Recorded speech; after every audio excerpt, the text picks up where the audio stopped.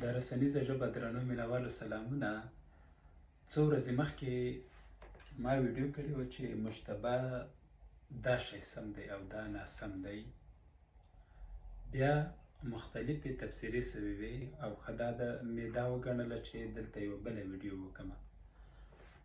یو چا لیکلي و چې دا شی دا ډول سم دی، دا مشتبه یې ځکه وایي دا خو خاص نوم دی، عربي نوم، نو دا شی لیکل پکار نه دي. اوس که خاص نوم ته راسو، بیا خو دغه مشتبه سره حسیني خامنه‌ای هم لیکل کېږي. حسیني که موږ دا شی ولیکو، دا بیا څنګه تلفظ کېږي؟ حسینی، لکه سړی. نو دا حسیني ده. که ته دغه خبره باندې عمل کوي چې مشتبه دا شی باید ولیکل سي چې خاص نوم دی، نو بیا به حسیني هم همدا شی لیکي، خامنه‌ای به هم دا شی لیکي، خو پښتو کې دا شی سم دی، حسیني خامنه‌ای. یعنی هغه کسان چې وایي چې دا خاص نوم دی باید په دې ډول ولیکل سي، خپله خبره په دې سره ردوي چې دا حسیني بیا دا ډول لیکي، خامنه‌ای ورسره دا شی لیکي. نو یو دلیل دا سو چې دا ډول سم نه دی، دا شی سم دی، یوه خبره.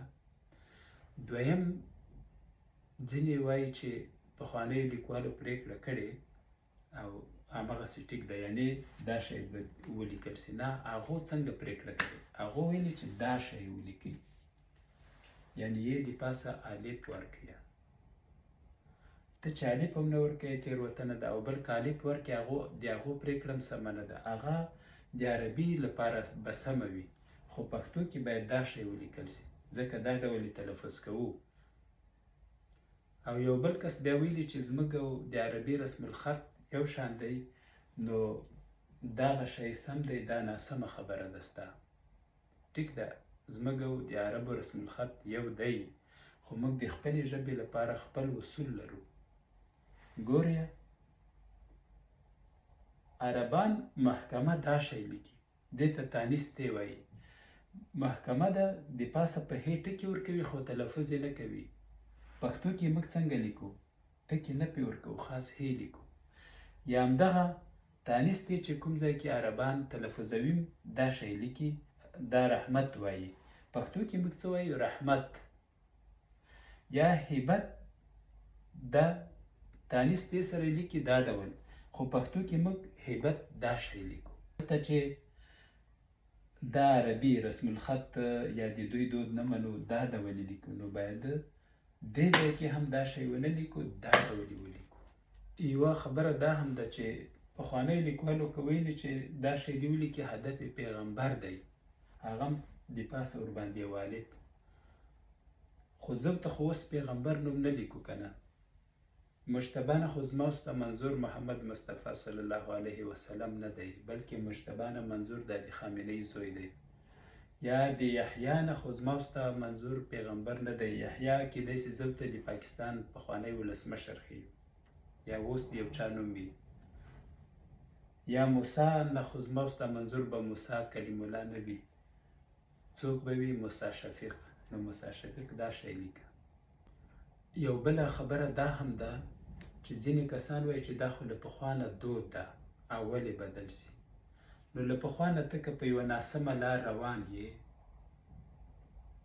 او اوس څوک درته وایي چې نه دغه لار چې ته ځې غلطه ده او په دې لاړ شه، ښه دا ده چې ته دا سمه لار ونیسې او که همغه غلطه لار باندې همداسې روان اوسې. سره دا هم چې ژبه که هره یوه ده، وخت تېرېدو سره بدلون کوي. که کومه ژبه وي، که کوم علم وي، د بدلون له کاروان چې پاتې څه، همغه بیا خرابېږي. او اخر کې دا چې ما هغه ویډیو کې مو ویلي و چې زما خبرې لپاره که دلیل لرئ یا تبصره او نظر ولیکئ. ډېرو کسانو بیا هلته تبصره کې دې په ځای چې دلیل ولیکي یا نظر ولیکي، یا یې لوده لیکلی ما ته، یا یې کمقل لیکلی، بیا ویلي دي ستا خبره سمه نه ده. چاته په لوده او کمقل ویلو سره یو څوک نه لوده کېږي نه کمقل کېږي، نه هغه مشکل حل کېږي. نو اصل که ته غواړې د چا لودهتوب او کمقلتوب ثابت کړې، دلایل ورته ولیکه. او بله دا چې که په یو چا نیوکه کوي چې دا خبره دې سمه نه ده، بیا یې حل لاره پیدا کړه، نه دا چې خاص ولیکي چې نه ته سمه خبره نه کوي. ما سره به نورې خبرې مې، خو اوس روژه ده، همدومره مې ذهن ته راغلي. ښه وخت ولرئ.